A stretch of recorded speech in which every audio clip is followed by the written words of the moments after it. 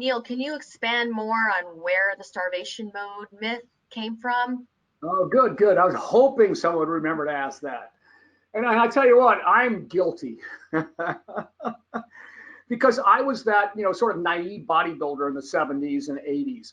And I watched what would happen, as you're cutting calories, and all of a sudden you're running on a slow metabolism. And every once in a while, you can kind of jump up your calories, and then you could actually lose weight. Well, what was happening was I jump up my calories and I'm moving more because I had more energy. And that was just sort of the naive non-scientist part of me on all that. But then all those studies came out. We started looking at people putting them in metabolic chambers, how many calories they burn, and there was no such thing, obviously. And I love what, that Minnesota thing is old, but it's perfect. I always tell, obviously there's no such thing as starvation mode because people don't die of starvation being fat. So one day I had the aha moment back in the early 80s, and I had to dispel all these myths that kind of came out there. But here again, so here's where it kind of goes. So let's say you have a client that says all I have is a salad and I can't lose weight and this, and you go, well, you're not eating enough.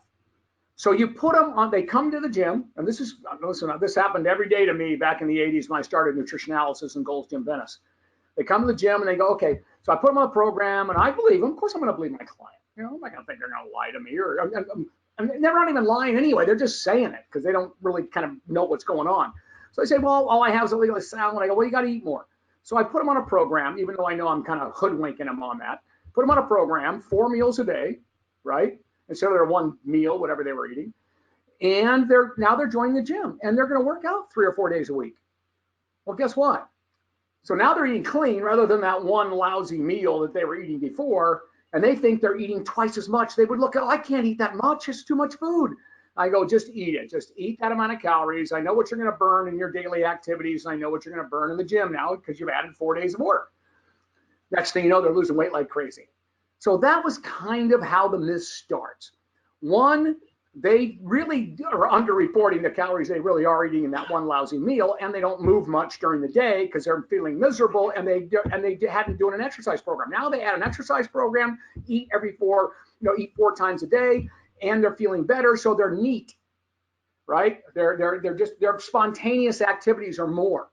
And next thing you know, they're burning more calories. So that's how the myth actually started and continued, right? They think they're eating way more than they ever did, and they're really calorically, they may be, but it means they moved more too.